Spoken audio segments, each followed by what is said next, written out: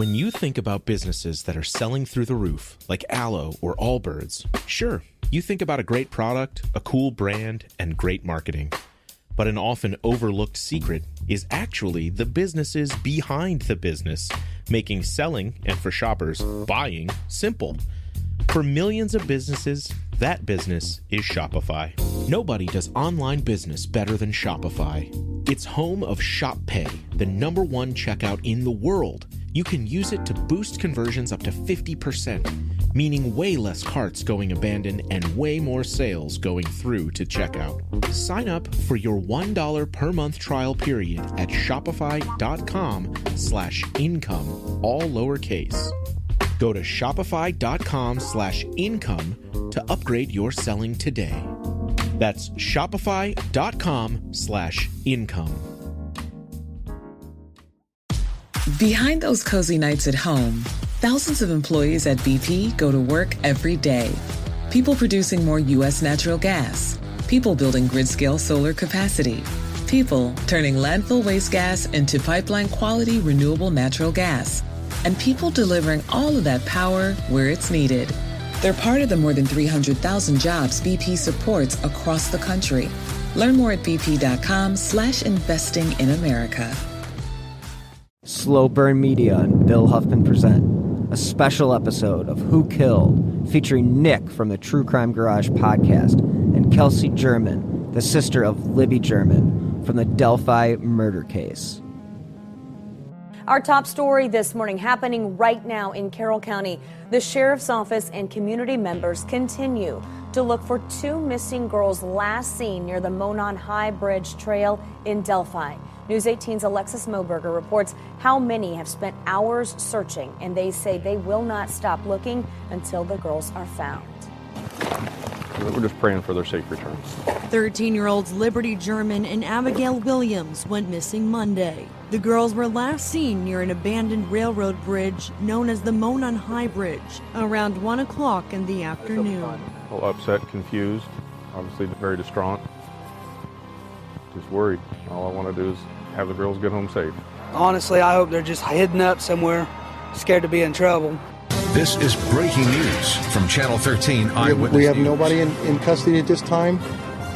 So as far as I'm concerned, yes, there is somebody out there that did this horrendous crime, and we're going to track them down. That's state police talking about the fear and concern in a small-town community after they announced that 2 missing girls were, in fact, victims of murder. Investigators solemnly identified the 2 bodies found in Carroll County as 13-year-olds Libby German and Abby Williams. Now, we still don't know what happened to them after they disappeared during an afternoon hiking trip. I think they were in pretty much belief that it was their children. But when you hear it from an official, it's still a little it hits home twice. One of the hundreds of volunteer searchers found the bodies of Libby German and Abby Williams in a wooded area near Deer Creek. It is an area accessible only by foot or on horse. We are using resources from all the way from Lowell, Fort Wayne, and the southern part of the state's police, state troopers. We will stay on the job until it is done. So as far as I'm concerned, yes, there is somebody out there that did this horrendous crime, and we're going to track them down. Jeff and Kayla, 2 bodies were discovered around 12:15 this afternoon just east of Delphi, not too far from where I'm standing actually, near Deer Creek. Now, although their identities are unknown, they were found less than a mile upstream from the Monon High Bridge where 13-year-olds Libby German and Abigail Williams were last seen yesterday. The FBI, Indiana State Police, the Carroll County Sheriff's Office, and Delphi Police are all working the investigation. As police continue a very methodical investigation here, going down every road in the search for clues, some folks who live near the crime scene, they fear that their road will never be the same. Again, they have not said he's a suspect or a person of interest. Instead, investigators believe that he is the only person they haven't identified who was in the area at that time. This gentleman has not been identified, and we want to know what he saw, what he might have seen on the trail. Did he see somebody else that maybe some of the others didn't see? The Sheriff's Department says the trail photos of a man released Wednesday have brought in about 200 tips, and they're checking every one of them, they say. Hello and welcome to this very special episode 84 of Who Killed, I'm your host, Bill Huffman, and this is a Slow Burn Media production. And on this week's episode, I will be featuring Nick from the True Crime Garage podcast, as well as Kelsi German, the sister of Libby German of Delphi, Indiana. And if you guys have been following the past few weeks' episodes, you are familiar with Kelsi and her sister's case. And having Nick join the conversation just this past week was quite insightful, and I really hope you guys enjoy our conversation. Nick does some great probing. He's a great interviewer. And again, if you're familiar with True Crime Garage, that is definitely one of the premier true crime podcasts in the business. So I was lucky enough to not only have Kelsi on the show, but Nick to co-host with me. So this was an excellent episode, and I hope you guys enjoy. So let's jump right in to episode number 84 of Who Killed, with Kelsi German and Nick from True Crime Garage. Yeah, do you guys know each other? Nick and Kelsi? Okay. Actually met. We met at CrimeCon, one of the CrimeCons. I think it might have been last year.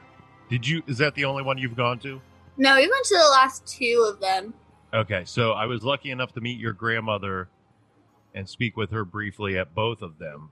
And I spoke with you very briefly near the podcast row. Mm-hmm. Yeah, I talked to a lot of people. Yeah, I think you were over there talking to Mike Morford, and I came over and said hello real quick. Yeah, that could have been it. Yeah, it was probably when you were interviewing people. Yeah, I was just interviewing random people. Yeah, that was fun. Hour of the podcast. Basically, I just wanted to touch base. It's been a long time since we've actually talked. I know that I kind of delayed releasing the episodes by a number of months, but life got in the way. And let's catch up where things stand on the case. And we basically I don't think we ever really finished our full conversation about it anyway.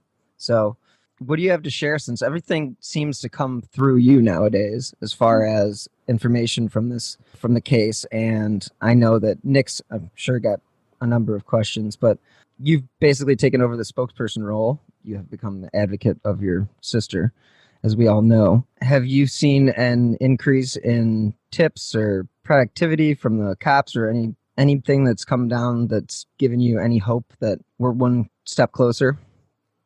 I wouldn't say there's not really any new information that I have, but I do know they are re-interviewing people. They actually re-interviewed me for the 500th time very recently, last week.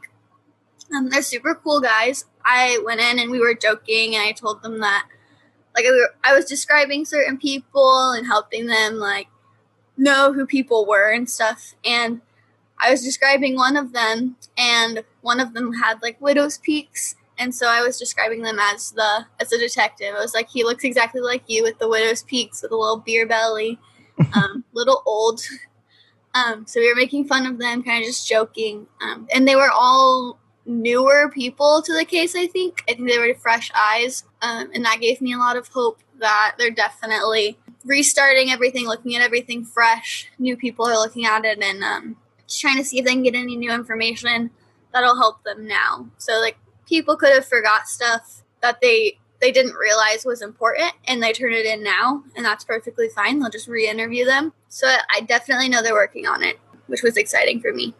Yeah, the one thing that I read in that article that stood out, and it's always kind of stood out when they do press conferences and whatnot, but the fact that they're so convinced it's somebody local. Because, we've talked about it. We talked about it in the first episode, where you wouldn't know this bridge existed if you didn't come from the area of Delphi, or at least traveled in the area of Delphi.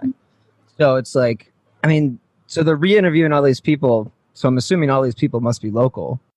Yeah, so they're just going back over the people that they interviewed in the beginning. So they're interviewing me, Libby's friends, my friends, just the people that they interviewed before, to see if maybe they remembered something that they didn't say before because they didn't think it was important. So they're just going back over things, making sure the same information's there, and trying to find something new out of what they had before. Hey, Nick, what were you showing me before? Oh, I threw it across the room. Oh. Podcasting at its finest. I mean, that's our newspaper. Look how cool we are. Yeah. Why do you have that, Nick? I'm a subscriber. I have been for quite some time, and well, to put it bluntly, I'm looking for this guy's face every week in the newspaper. And I know it sounds silly, but I've been doing that for a while. In regards to the bridge, and one thing I kind of want you to hit this home for the people that don't know, not living in that area.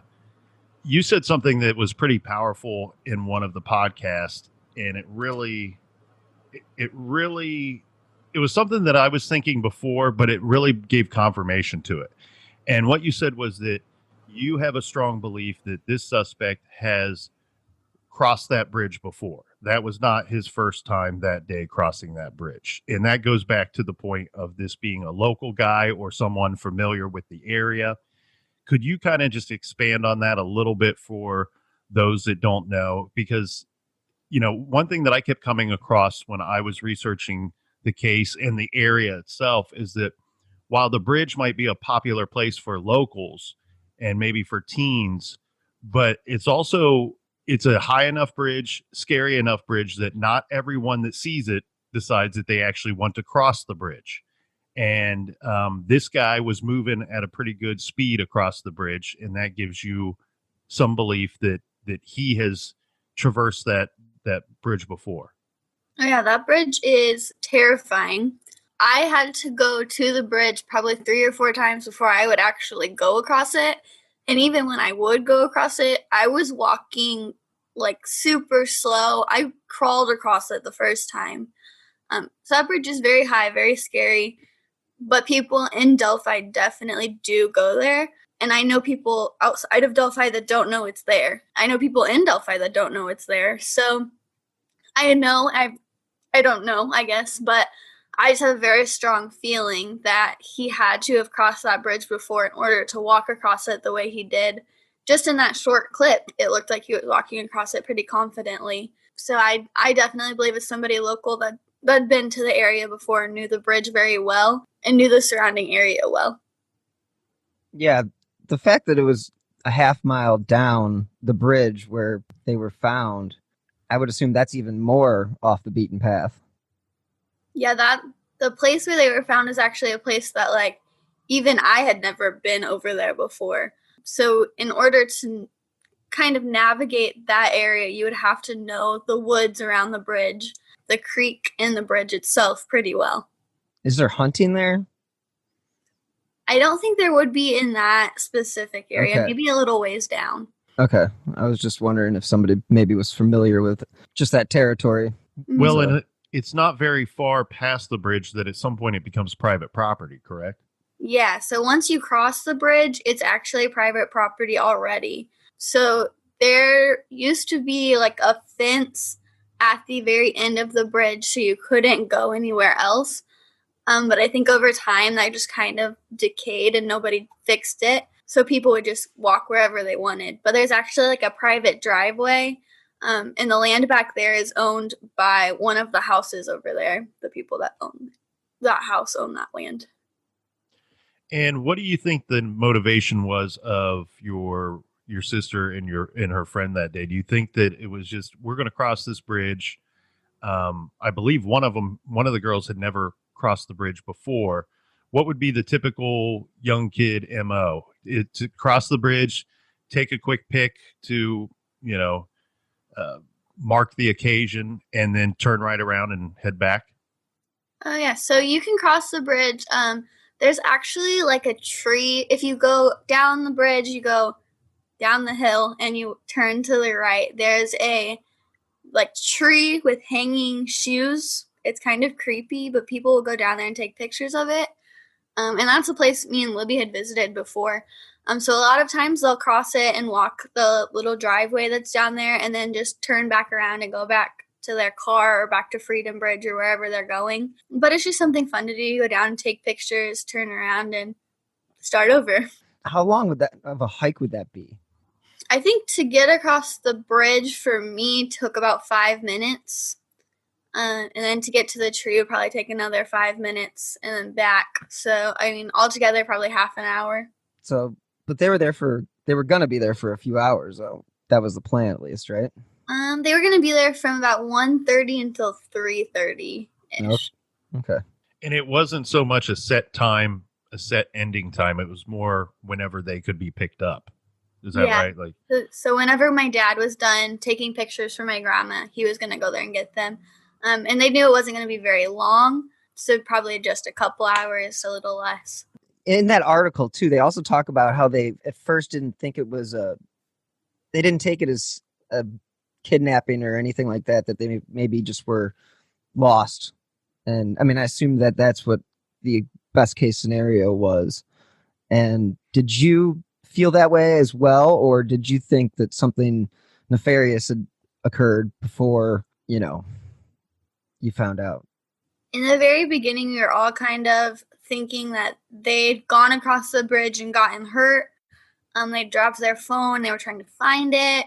Or they got lost somewhere out in the woods. Our first thought was just to keep thinking about the best case scenario. We didn't ever imagine that was what was going to happen in the end. Would it be easy to get lost there? I think if you stay on the trail, it wouldn't be super easy to get lost. If you got out in the woods, you definitely could get a little disoriented if you didn't know where you were. Just because once you get to a certain point, you can't see the bridge anymore, so you don't really know where you are. But I don't think you would get lost if you knew the area. Are there a lot of I know this is a stupid question, but like when I drive across Indiana, it's just like, a lot of fields, a lot of, I mean, is this like a tree lined hillscape area, or is this more rolling hills than what is up north? I wouldn't say a lot of rolling hills, but it's not as flat as the other parts of Delphi. So most of Delphi is a bunch of cornfields and bean fields. That's about it. But our trail system is lined with a bunch of trees. So you're surrounded by trees. You can't really see the cornfield. You can't actually even see the water from most of the trail. But once you get like to a certain point on the trail, you can see that kind of stuff. It's just not... So it's kind of like in a valley. So like there's two hills surrounding the water, but they're not like huge mountains like you see in like Tennessee or something. It's like bigger than what Indiana's used to, I guess, or what Delphi's used to. Okay. I just was wondering, just especially with it being, a 60-foot drop from the bridge. So I was just wondering and how that all worked. So. Yeah, so one side's actually taller than the other, but I do think once you, like the bridge going straight, it does go down pretty far over land for a little while, and then it goes straight into the land at the other end. That leads into a field where there would have been like a railroad would have went through there and back out into a bunch of cornfields. And that bridge goes over Deer Creek? Yeah, Deer Creek. And have you ever, on the opposite side of the bridge, have you ever crossed that little portion of Deer Creek there? Which they call Deer Creek, but it's a river, right? Well, it's the Deer Creek goes into the Wabash River. Okay. Yeah. How big is it? How big is the river? Yeah, how big is the creek? This Deer Creek. I mean, I think Bill means how wide at that portion. Yeah, on the other side of the bridge, not the full history of this river. That's a lot. I'm not that knowledgeable. I think I just was wondering if it was like a little creek or it was like a 60-foot wide river. It kind of looks like a river, to be honest, when you're looking at it. Okay. But I think that part is man-made, so I think that's why they call it a creek. Gotcha. Well, I just sound like an idiot then. That's okay. It's fine. We all ask silly questions.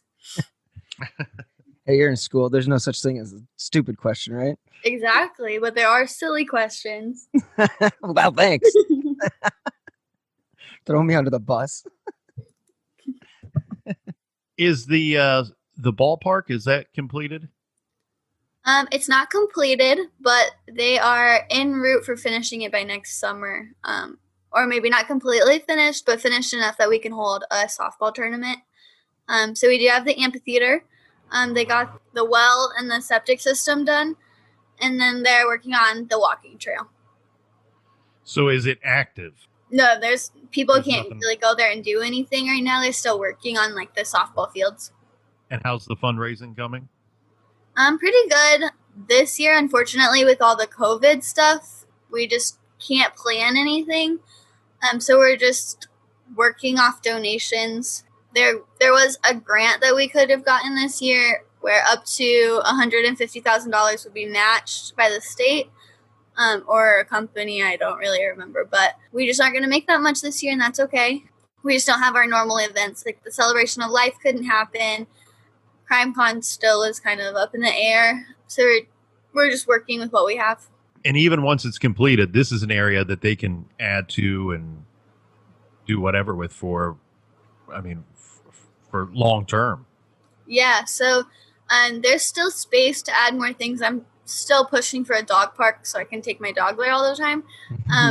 But also there's more land surrounding it that they could buy if they wanted to add on to it in the future.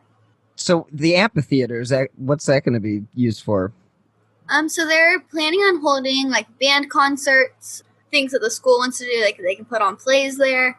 Also, if we do like the Celebration of Life there, we would have like concerts. So our first Celebration of Life, we had Levi Riggs, which is like an up and coming country singer. He came and he had to stand on.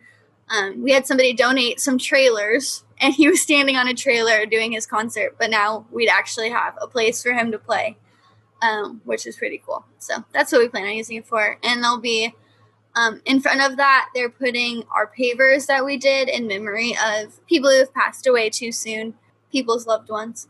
What's the name of the park going to be? Abby and Libby Memorial Park. What a perfect way to memorialize them. Yeah, exactly. Which one did they both play softball? Libby plays softball since she was very young. And I believe Abby was getting ready to play her first year there. Oh, that's cool. Well, that'd definitely be a nice way to always be able to go and keep them in your mind. Now, is there going to be like trails and stuff there as well? So we're going to have a walking trail. It won't connect to Delphi's trail system. It's a little far out for that.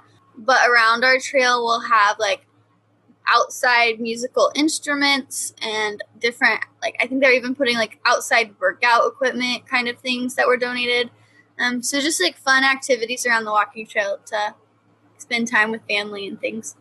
I was impressed with the whole plan when I heard about it at CrimeCon, and I'm glad to see that it's continuing to move forward.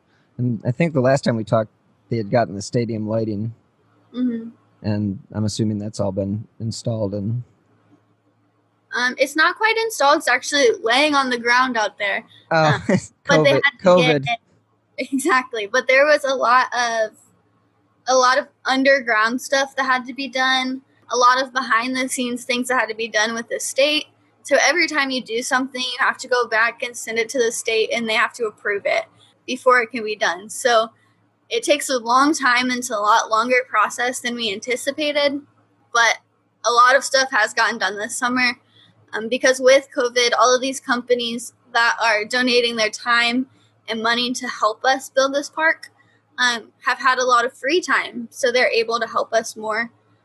So that's a good part of it, but unfortunately we can't put up the lights until we have the rest of the stuff ready at the softball fields, but they're sitting there waiting, ready to go up.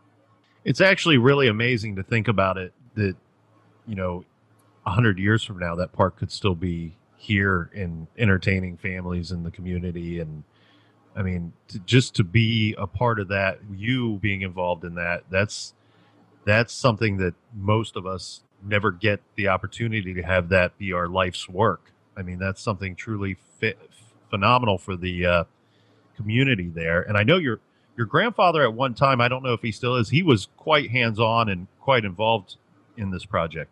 Is that right? So it's a lot of my grandparents and Abby's grandparents doing it. I don't really work on it that much. I'm just knowledgeable so I can talk about it on podcasts, really. But They spend a lot of time out there. I know they go out there. My grandpa went out at least twice a week this summer to mow the grass and put down grass seed because they're trying to get it to not look brown and gross. Right. Because there was actually like a slant, so they had to put dirt out to make it level land. So they've been spending a lot of time working on that. And they're there probably every single day just helping the guys that are out there working on stuff and making sure things are getting done the way they're supposed to. So they're there a lot, very hands-on and working on it as much as they can. What was your reaction? So first off, I kind of just picture Mike Patty out there pointing fingers and barking out orders to everybody. And that brings me a lot of joy to think of that. But what was your reaction when, unfortunately, the girls were found, and then in a relatively short period of time, in just a few weeks, the real BS chatter of the people hide behind their keyboards and their computers and saying the bridge guy looks like Mike Patty? I mean, how do you process that? What are the emotions that, or the thoughts that go through you when you hear something like that or read something like that? Luckily, in the beginning, I tried to stay away from the groups as much as possible because I knew it would be bad in the beginning because that's just how people are. It's human nature to expect of the family members. But once I kind of like started reading it, I was like very saddened to hear that somebody that doesn't even know us could say somebody I love so much could do something so awful. It was hard to cope with. My grandpa was like, just let them talk. They're idiots. They'll be fine. They'll get over it. And when the truth comes out, they'll realize that they're idiots. And that's kind of how my grandpa's been the whole time. He was like, the police know the truth and we know the truth. And that's what matters, really. And that helped a lot, that even though my grandpa was being slammed time after time for months, he was able to stay strong through it.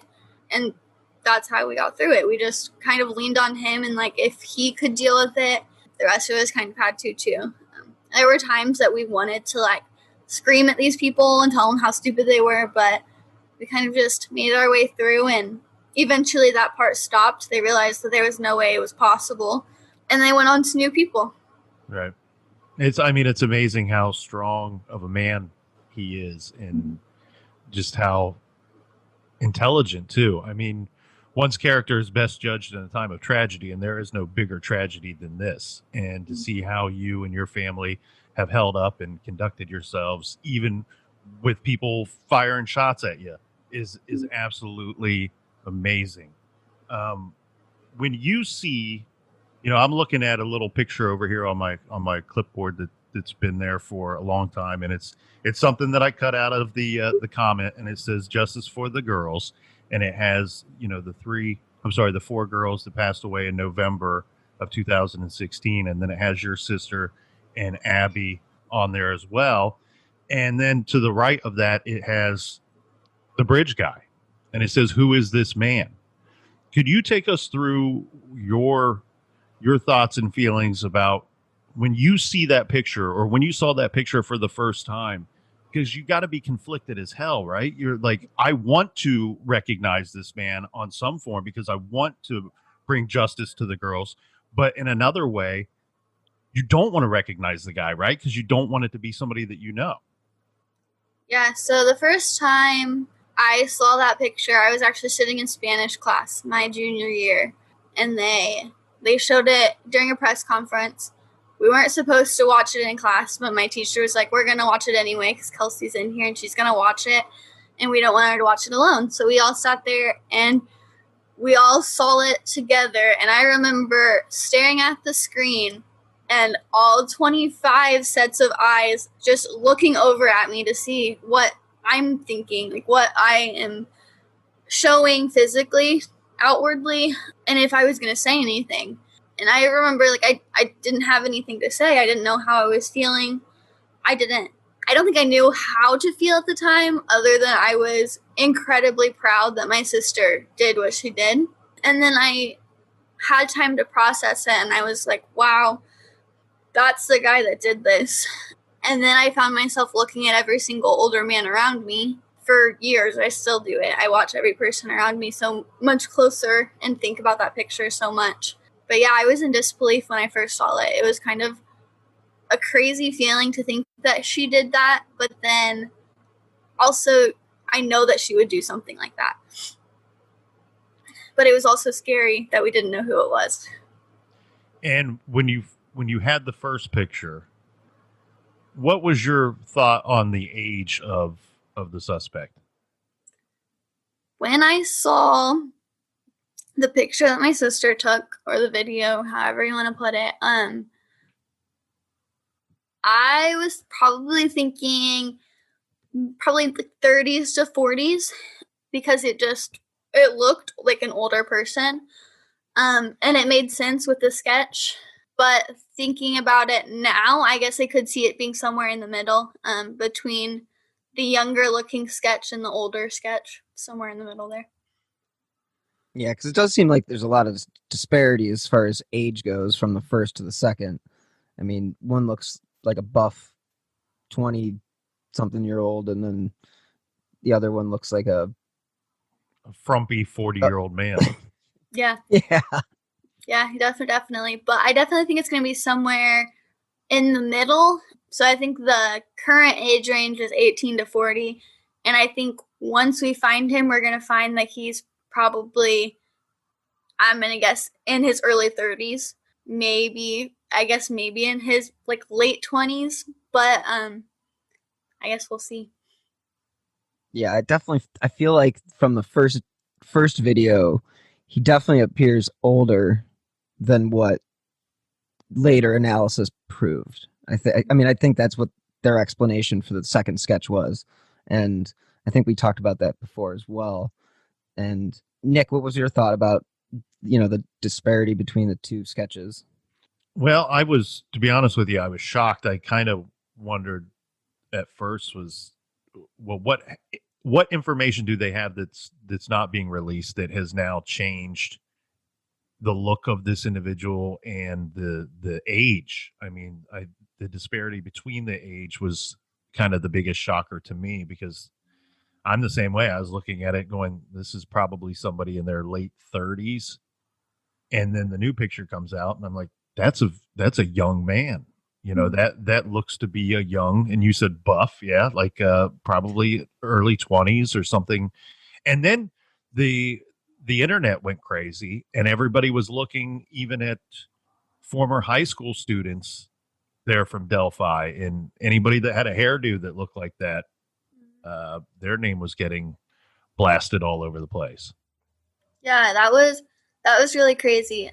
Especially when they released that picture, I was away at college. I wasn't anywhere near Delphi, and all of a sudden I was getting sent pictures of all of my friends. I'm like, these people, like, yeah, I know them.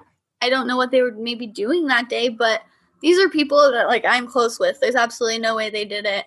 I don't even think that they really knew Libby, but I just thought it was so crazy that now that this sketch was out, people were looking at people that I knew. Like, I didn't really know these other people that they're releasing other than my family members, but now they're saying, like, this random web sleuth, they're trying to say it could be one of my friends. And, like, that was the craziest part of everything that came after that new sketch.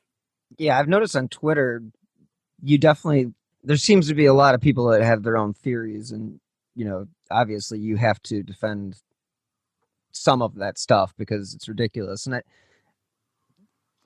some of the names that they throw out there, I mean, better than anybody. Didn't they accuse? There were some crazy accusations out there. Just wild accusations that you pretty much had to shut down. Oh, yeah. One of them was like, I was pregnant with my uncle's baby, or Libby was, or my uncle and my grandpa did it together.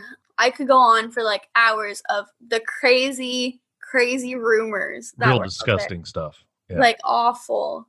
And I did shut some of those down. So is there any local rumor that you want to share that either you want to share it because you hate the local rumor, or You think that there could be some real stuff there, or I'm curious what the locals, what the scuttlebutt is over there in Delphi. I would be curious to hear that stuff too. I don't think anybody local would actually talk to me about that kind of thing. I've never heard any rumors that I know of. I think everybody's still kind of like in the state of mind that there's absolutely no way that our neighbor could have done it. Or like, there's absolutely no way that I could know the person that did this. There's no way anybody in Delphi did it. And that's just kind of what everybody's thought process has been since the beginning. So I think they're still kind of in that state of mind, and they're not really looking at the people around them. And if they are, they're not saying it, because if they were, I think I would know about it. I think they stomp outside my door because they know that he'll bark at them. Ah. The local kids. It's all college students here. Just people just throw out the most awful things to you. It's just. Oh yeah, I think the one before I went on a super long Twitter break. I wasn't on any social media. Actually, I deleted all the apps. Because I found myself getting super depressed again, which I hadn't been since like the very beginning. I had been in a very good place mentally. Mm-hmm. And then I was going through one of the Facebook groups, and they were like talking about the sweatshirt that Abby was wearing, and it was my sweatshirt. And at the time, I was in high school, and so I was very fit.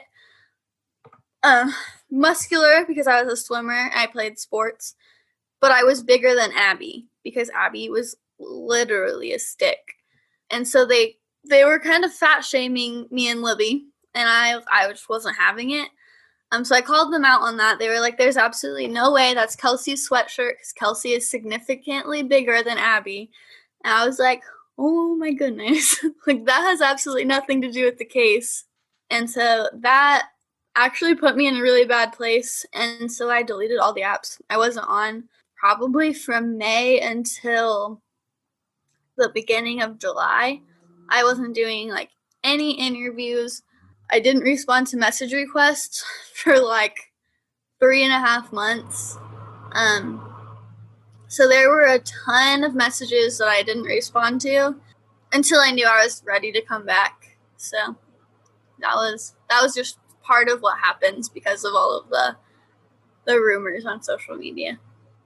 That's awful. Well, and the people that throw these things out too, it makes me question, have they ever experienced anything real in their life? Like, what kind of Nerf life are they living that they're fine with just tossing these things out? So, things that hurt people. Mm-hmm. And what I found is a lot of them don't have their real names on their accounts. Like, I'll go into their account and they'll have like 3 Facebook friends, and their account was created a month ago. And like, you're hiding not only behind your screen, but behind a fake account. And so like, what in your life is making you so upset that you have to go and bash people?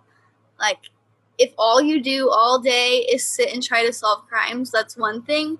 But like, you have to sit behind a screen and do it in this way, like saying these kinds of things is just not healthy for you, but hurtful to other people.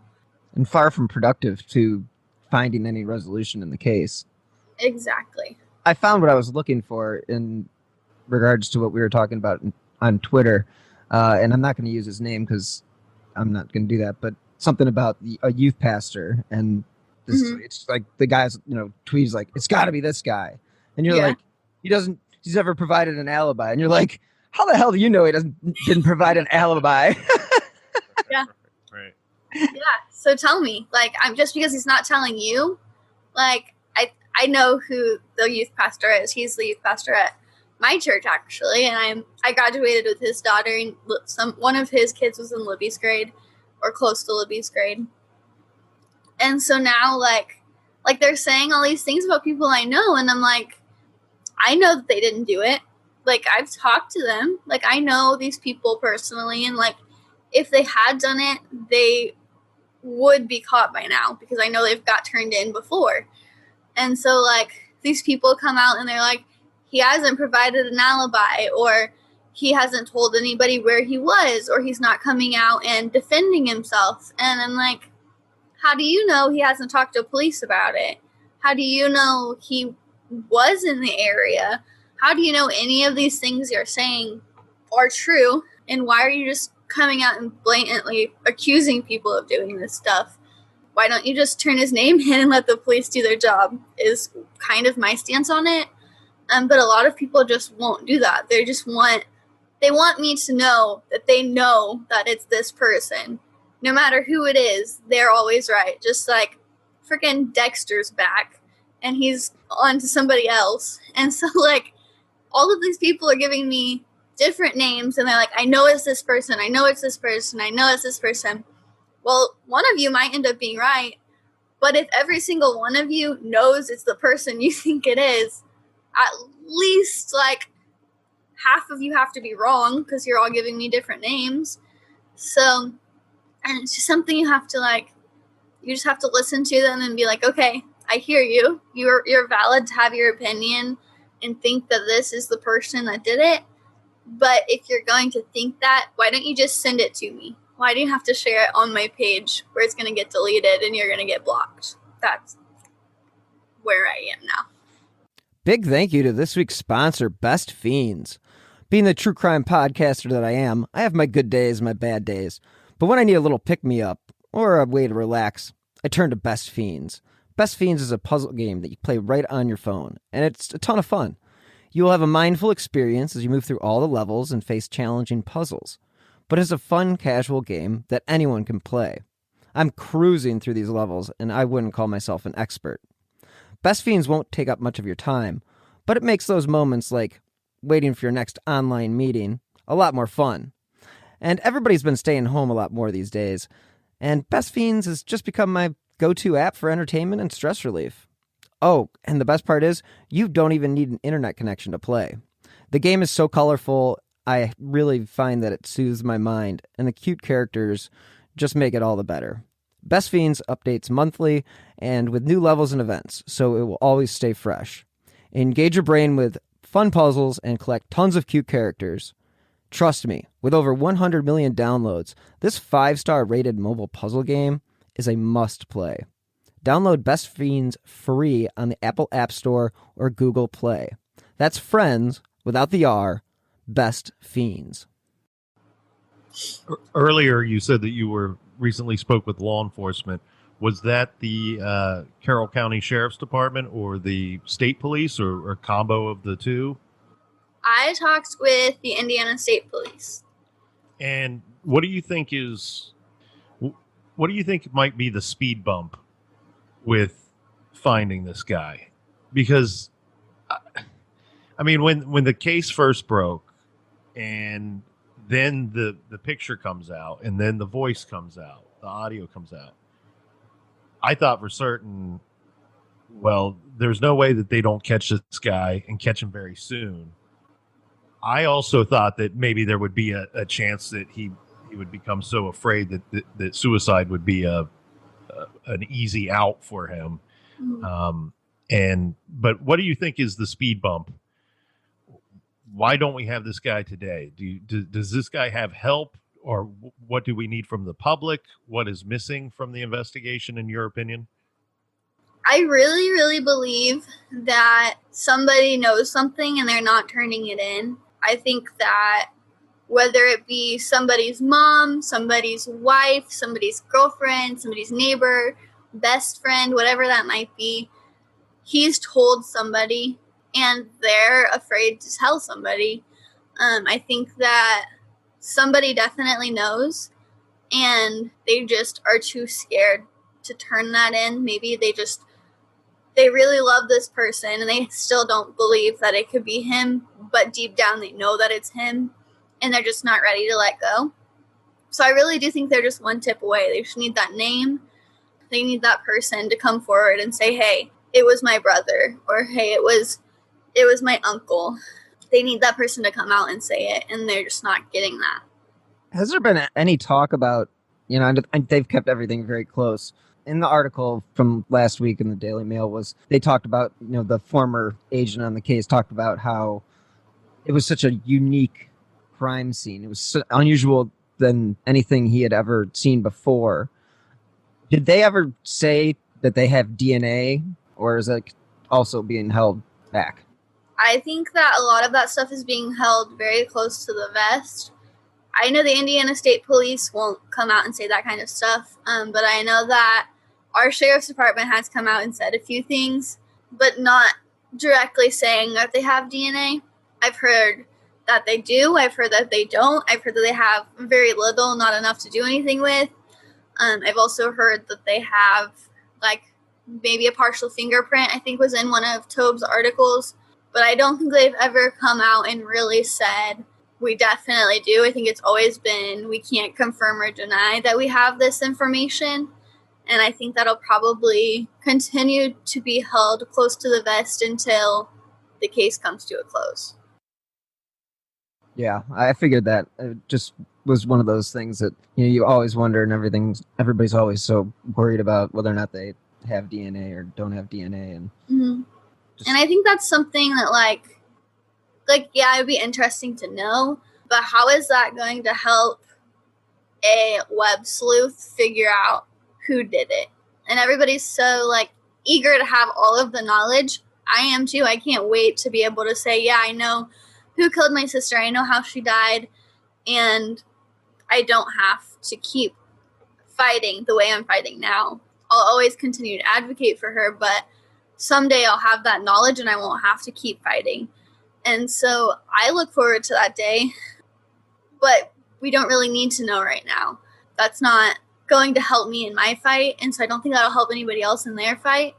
That's just information that the police need to know, and that if they have it, hopefully they're using it to their full advantage and figuring out who did this. Do you know if they took down personal information of the people that volunteered for searching for the girls? They took down names, phone numbers, that kind of stuff. I don't remember signing a paper myself, but I've seen pictures of a paper, so I do believe that some people signed it. I also probably could have signed a paper with my name on it and don't remember it. So I think that they did, but all of that's just super blurry still. I would hope that they did. I would hope that they were organized enough to know that, like, typically they do revisit the crime scene, and he was helping us with the search. He was probably there somewhere. I'm sure he was in one of the groups that wasn't anywhere near High Bridge, or maybe he was in the group near High Bridge. I don't know why he would be stupid enough to do that, but also I can never really imagine a murderer being really that smart. So I guess, I don't know. I hope that his name is on that list somewhere, and that if it is, they're going through every single person on that list. They also set up, on the day that the girls were found, so the day after they were dropped off at the bridge, they set up roadblocks and checkpoints, didn't they? And were asking questions of motorists driving the area. Yes. There was 3 or 4 of them, I believe. Yeah, there were a couple, because Delphi and Carroll County in general has a very big German Baptist community. So they don't get the news, and most of them don't listen to the radio, I don't think. So they decided that the roadblocks would be good so that they could see everybody who was coming and going. And so I believe they were on all the roads that enter and exit Delphi. So they were handing out pamphlets. They were talking to every person, asking them if they knew the person. I don't think we had the sketch then. I think that it was just the picture of what came from Libby's video. But they were asking if they recognized him, to everybody that was coming through, just to make sure that they were reaching every person they could. So on the local level, that image was out there circulating in that manner anyway, that the police were showing it to people at that time before it was released in the news, as far as you may know. I think that the roadblocks were after it was released. Okay. Or maybe they were just showing pictures of the girls. I don't think I entered and exited Delphi quite a bit, but in those first few weeks I probably wasn't going through very often.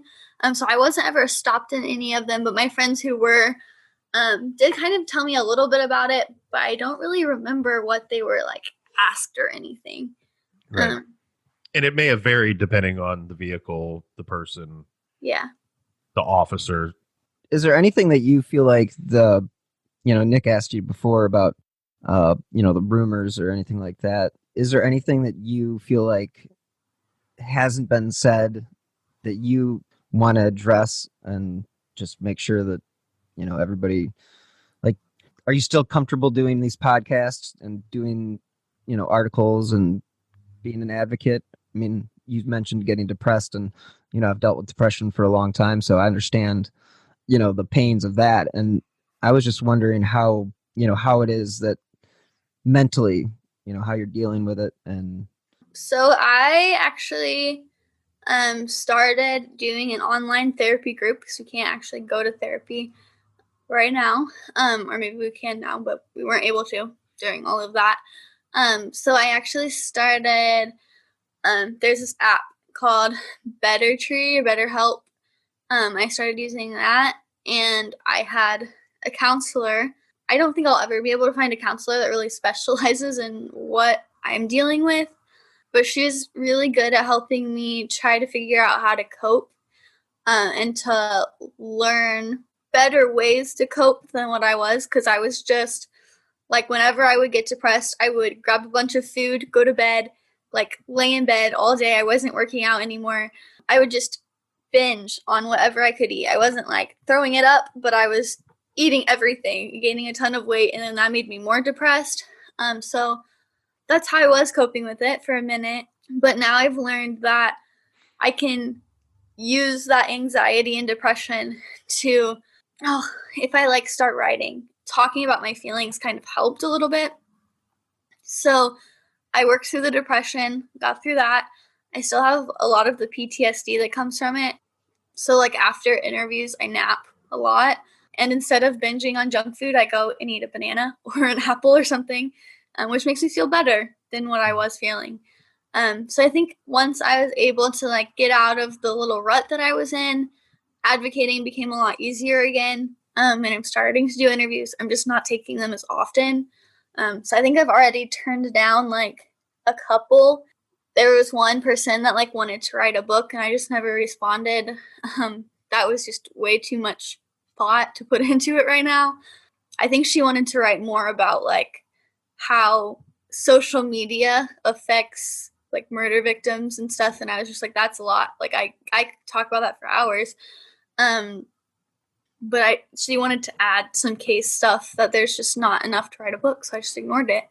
But yeah, I think for a little while I just needed a break, and that break kind of helped me to get out of the rut, and now I'm slowly kind of like progressing back into it. It's just taking a lot of time to get back to where I was. I think I'm still comfortable doing it. I just won't do it as often as I was doing it before.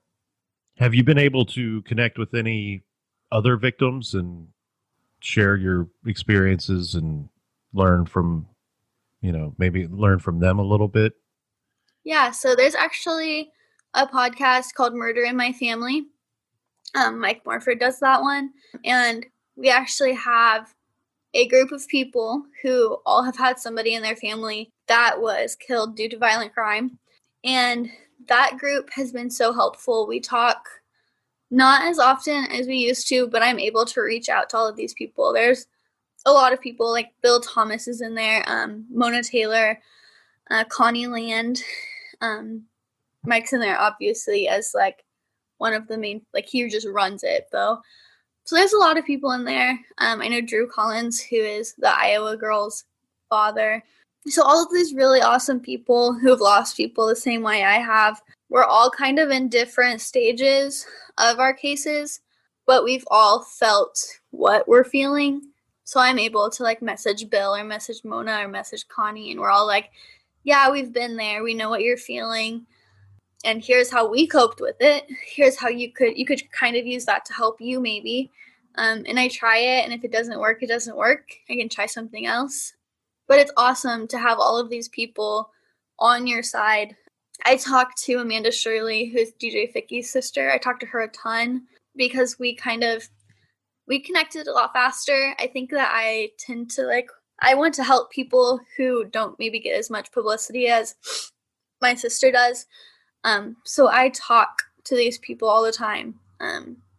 It's a really big support system for me, which has been really helpful. Bill Thomas is an incredible guy. I was going to say that too. Yeah. So that's nice that he's in that group. And Bill Huffman and I enjoy Bill Thomas very much. But I'm wondering, in that group setting, does he allow anybody else to talk, or does Bill Thomas just talk the whole time? No, we don't really, we do emails back and forth mostly. Okay. Are they like 20 pages long? Yeah, kind of. No. No, I'm just kidding.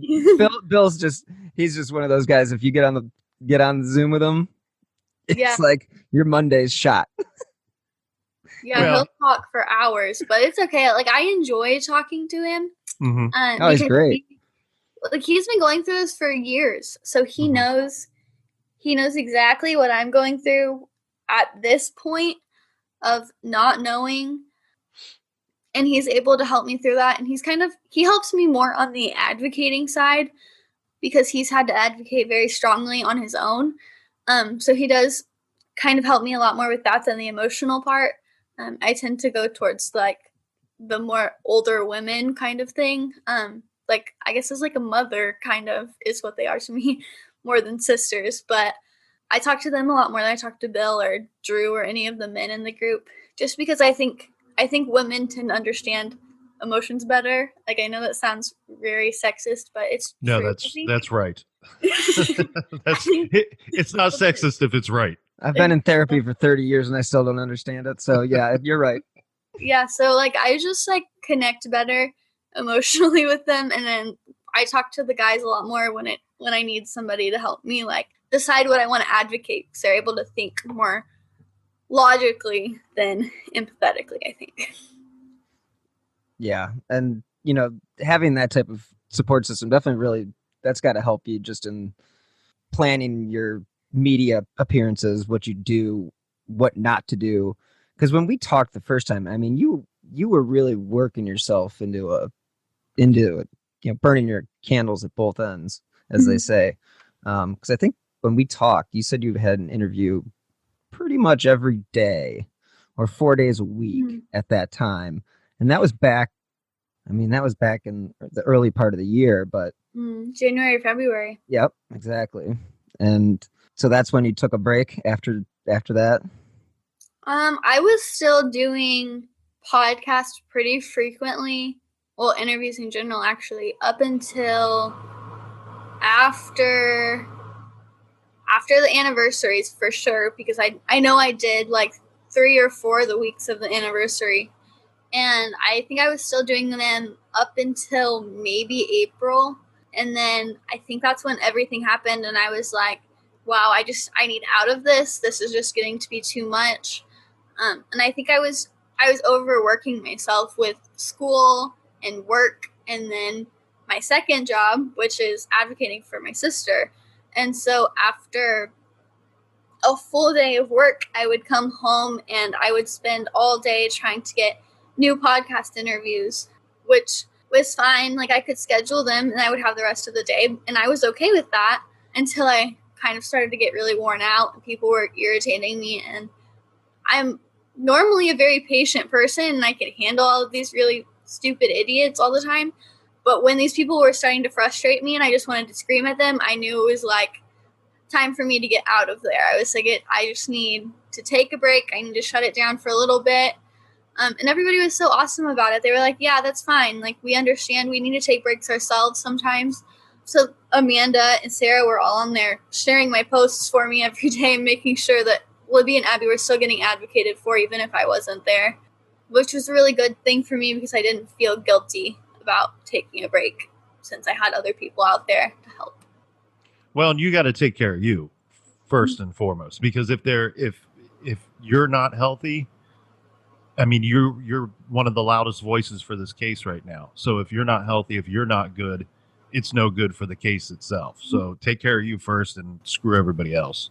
Exactly. I think part of the reason I decided it was time to take a break was just because I could sit there and continue to talk about the girls and feel super sad and depressed all the time, or I could sit there and think about what my sister would want. Like, would my sister want me to sit here and be sad all day? Would she want me to be depressed and worried and binge eating because I'm stressed? Absolutely not. She would want me to be out there living my best life and enjoying college and making friends, rather than instead of staying at college and enjoying my time there, I was coming straight home and doing podcast after podcast and not talking to anybody. I wasn't socializing. I wasn't joining clubs. I wasn't doing anything because all I did with my free time was do podcasts. All I did was do interviews with news media because that's what they wanted. They wanted to hear about the case. They wanted me to keep advocating because I was becoming such a strong voice for the girls, which was what needed to happen. I needed to be a strong voice for them. They needed that. And they deserve that. They deserve justice, and I'll continue to fight until I get it. But I can't be that strong, independent voice for them if I'm not mentally there. If I'm depressed and sad and fighting my own battles, I can't continue to fight for them the way that they deserve. So I took a break, and I'm better now, hopefully. I've learned that once I hit that limit, a limit before I hit the limit, really, not to over push myself and to take a break when I need it and not to spend all of my free time advocating. Like, take time for yourself, go camping, go on vacation, put your phone down. Has really helped me to continue to be that strong advocate without overdoing it. Yeah, it's funny that the difference between our conversations from January and February about that, like you talked about, you'd be at a party or a family function and you'd be tweeting with your friends or, victims' families or whatever. It was just like, yeah, you can see how that just could become overwhelming and just, the whole thing. Like you said, you went to school originally wanted to be a journalist until you realized the shady side of journalism. Yeah. And that's not any good. But you've been able to change course a couple different times, so it's good to see, and it's good to see that that you did take time out for yourself, and literally, like you said, you got rid of everything and just put the phone down. And just like Nick said, if you're not healthy, the case isn't healthy. You are the voice of Abby and Libby. So. And I don't think you can help people if you're not helping yourself. And I think a lot of learning that came from my psychology classes, really, because my professors were always like, if you're not mentally healthy, you're not going to be mentally healthy for school. And whenever they would say that, I'm like, wow, like, I think that can apply to life a lot too. If you're not mentally healthy, are you really healthy at all? You have to take care of yourself first. And if you're not taking care of yourself, nothing you do is going to be worthwhile for you. You have to keep putting forth the effort to take care of yourself in order to keep moving on in life and going on and coping with different things. And coping is part of life, but you have to be able to mentally get through that coping process. And the coping process could last years, but if you're working through it and not spending all your time like sobbing about it and pouting, and you're putting effort into getting better, you'll get better and you'll be able to continue to do all of the amazing things that you can do. You just have to be mentally healthy in order to do that. And you said earlier that you like helping some of your friends, your new friends that are, family members, they are victims themselves, and spreading the word and getting their cases out there, that ones that have not received as much coverage as the Delphi case. I would love to help in any way that the True Crime Garage can. So if there are any cases that need coverage, if you want to send that information to Bill and or anything at all, we would be very happy to tell the stories. Oh yeah, I can give you a full list. I have a lot of friends. It's really sad because a lot of times we're finding that awful. A lot of older white males aren't getting publicity, or if anything involves drugs or prostitution, it's not getting media coverage. So we're trying a lot of different things to get these people coverage, but it's just not happening because of who the victims are, which is terrible to me, but it's something that we really don't understand. It's just what the media perceives as important is different than what we perceive as important. So I really believe in the advocacy part on, like you mentioned, the drugs and the sex workers not getting the publicity. Mm-hmm. And it's understandable from the media perspective, as far as they've got this. It opens up a bunch of different avenues that they don't want to necessarily deal with. That's why you have to have certain people to advocate for those people, like the Atlantic City Four, or I've done a number of cases like the New Bedford highway killer. All these people were either into drugs or into prostitution, and it's just like, in all the cases and all the research that I've done, is it's like you'd recognize the lack of police commitment towards actually finding answers, and it's annoying because, one, if you've got a killer out there, my cat is literally eating my hand right now. Sorry.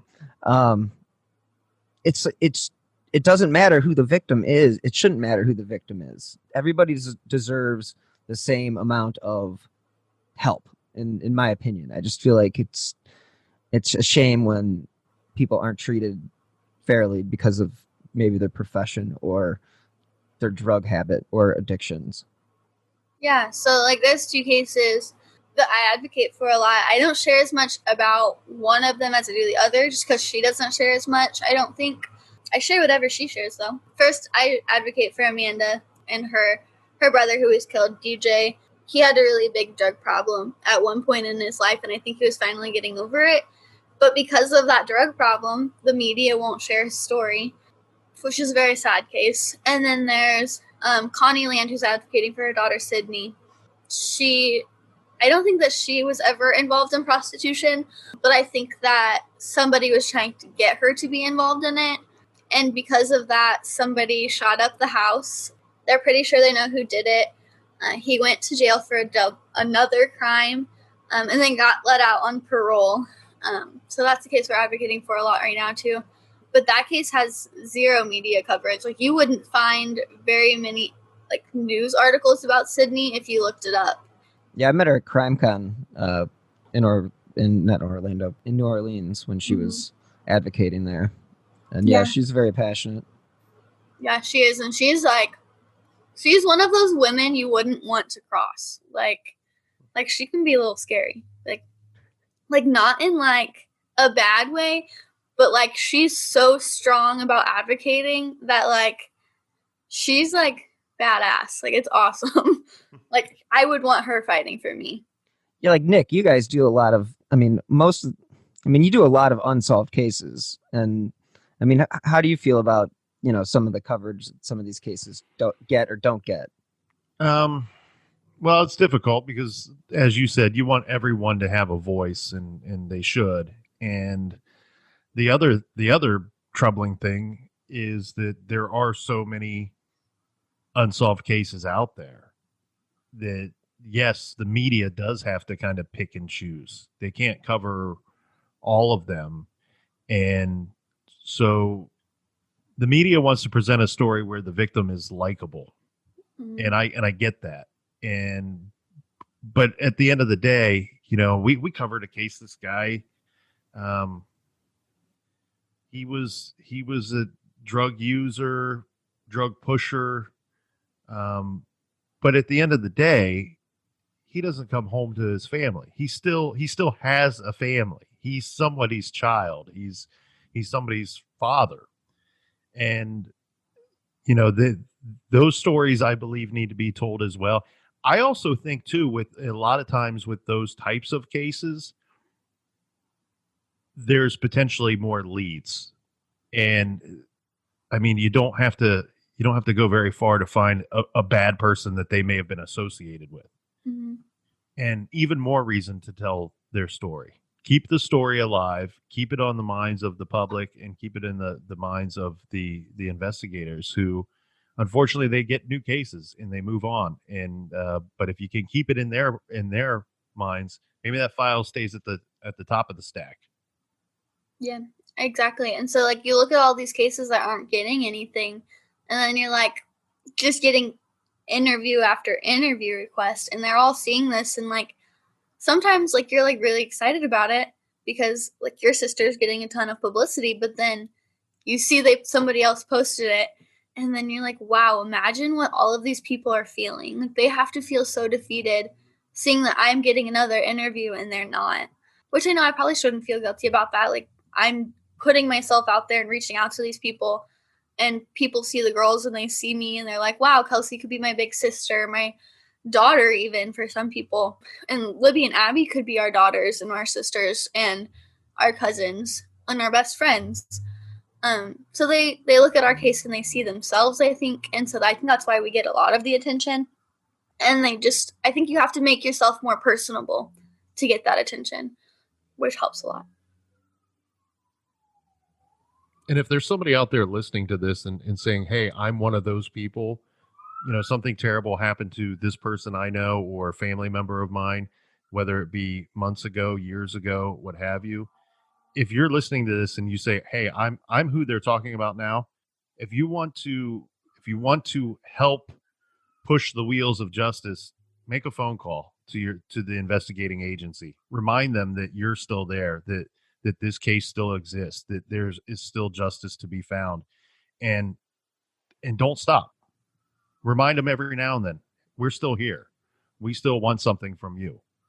And any of these people that are out there that have taken away a loved one from anyone, they are a public safety risk to everyone forever.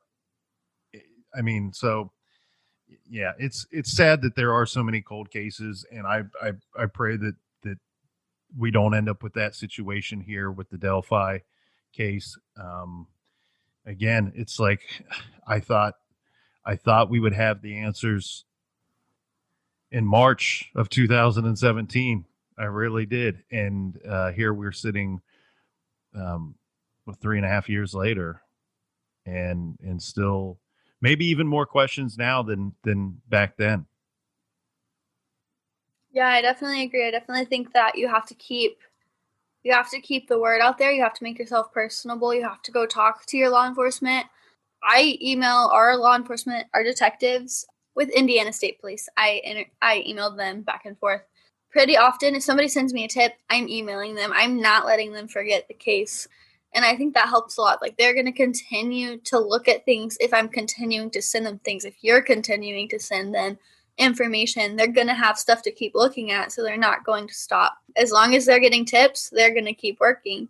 As long as they're hearing from family, as long as they see that people still care about the case, and even if they don't hear that people still care about the case, as long as the family cares, they still care. They're going to keep fighting. So you just have to show that you're not stopping until they have answers for you. Like, you deserve those answers. Your family member deserves those answers. So you keep fighting and make sure that the police keep fighting, and they will. Unfortunately, I do think there are some corrupt police agencies, and that might be part of the problem. But as long as you're fighting, I think that you will get justice. I know that you'll get justice. Every single person will in the end. And it's really sad that there's over 200,000 unsolved murder cases alone. That doesn't include the missing persons cases, or the cases that were ruled a suicide that were actually a homicide, or that go unreported just because the body wasn't found or they didn't have family. So there's just so many cases out there that deserve attention, that deserve justice, that probably won't get justice, but we can remain hopeful that they will get what they deserve, and that in the end, every person is going to be judged rightfully by someone in one way or another, and justice will be served, whether that's here on Earth or somewhere else. And that's the only way we can really get through it.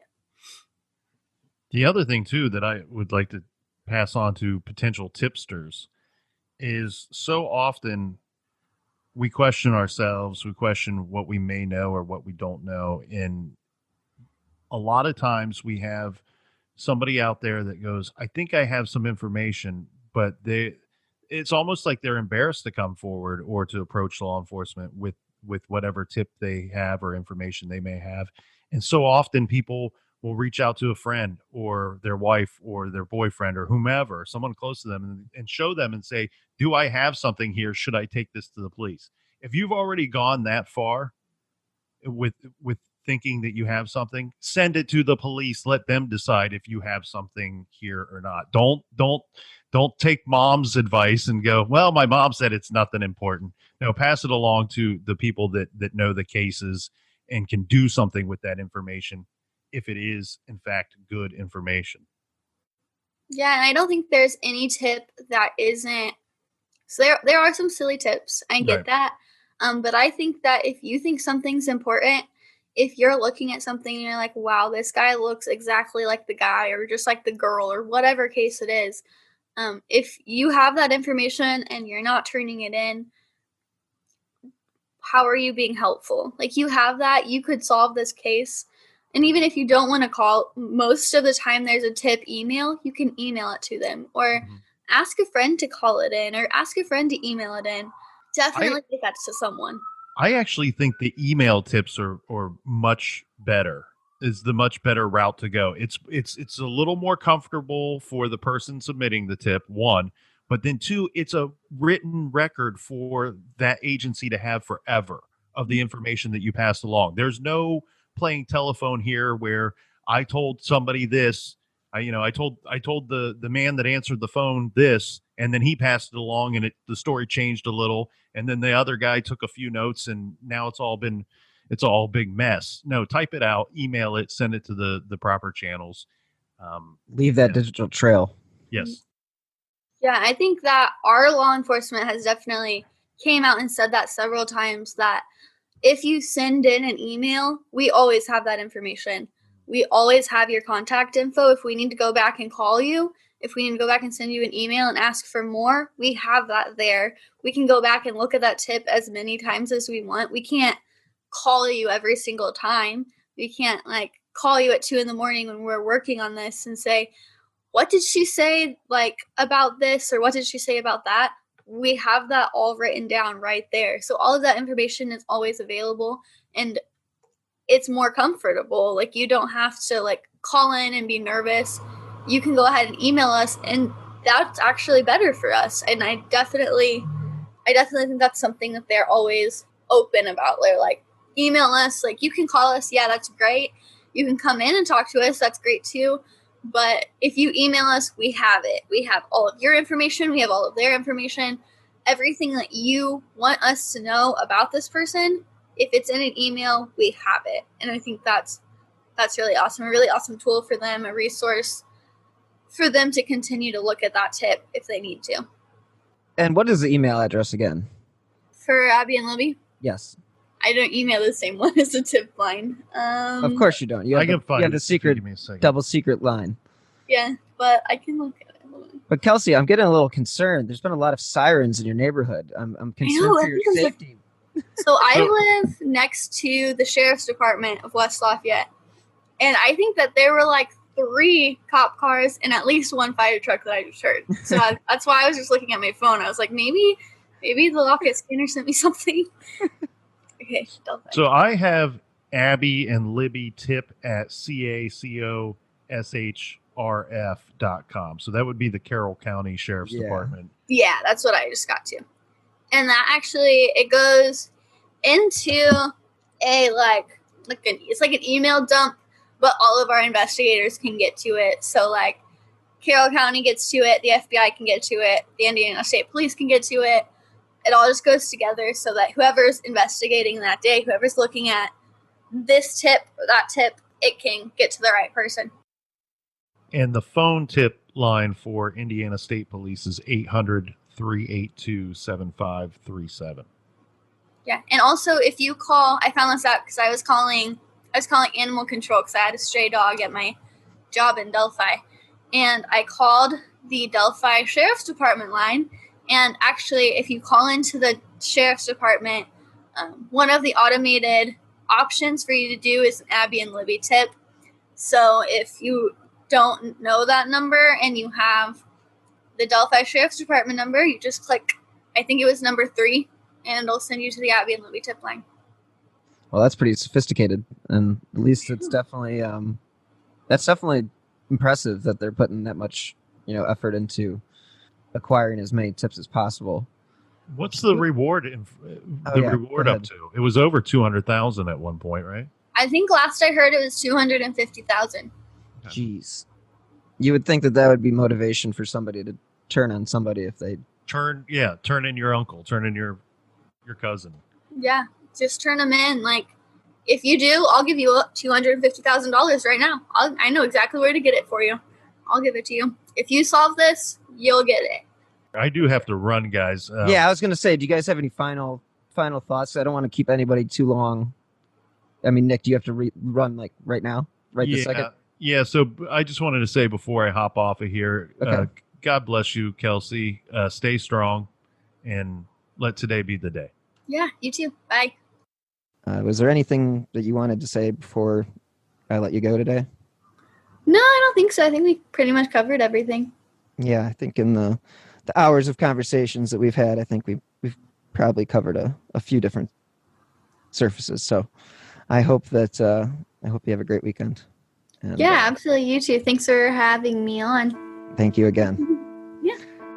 And with that, wraps up my conversation with Kelsi German. So many thanks to Nick from the ever-popular True Crime Garage podcast. He is always an addition to the show. And I hope that you guys really enjoyed listening to Kelsi and hearing her side of the story. It's definitely one of the tragic cases that our country is dealing with at the moment as far as unsolved murders go. And I hope that one day, very soon, hopefully, that there will be answers. And again, if you guys have any information in regards to Libby and Abby's case, they do encourage you to email them at abbyandlibbytip@cacoshrf.com. And they do have a tip line, which, again, Nick said was 844-459-5786. And again, the reward is a mind-boggling $250,000. So if you know something, please turn it in to the investigators, and you can walk away with a hefty check. So again, all these families deserve answers, and Abby and Libby's families are just waiting for the right person to come forward because, as they say, someone knows something. So if you've enjoyed this episode and my other shows, you can help support the podcast by donating to the show by clicking on the left-hand side of slowburnmedia.com, and that is slow minus the W. You can also contribute to the show via the Venmo app with my username at Bill-Huffman-3, or via PayPal with my other username, BillHuffman123@yahoo.com. And again, whatever contribution you're able to provide, it does help keep these podcasts running. And it does help keep these cases that may not get the coverage they deserve in the spotlight. But if you do want to support the show and do not want to make a contribution, you can do so by leaving a 5-star review on whatever app you listen to your favorite podcasts. I do drop new episodes of Who Killed every Friday at midnight. So if you have any information on any of the cases that I've covered that are unsolved, you can always reach out to the FBI at 1-800-CALL-FBI or via Crime Stoppers, and you can always remain anonymous. And if you want to stay up to date on the cases that I have covered, as well as the new shows that I have coming down the pipeline, please follow me on Twitter at BillHuffman3. And you guys, thanks so much for listening. Thanks so much to Kelsi and Nick. I hope that one day there will be answers and we can put this case to rest. But until next time, you guys stay healthy and be safe.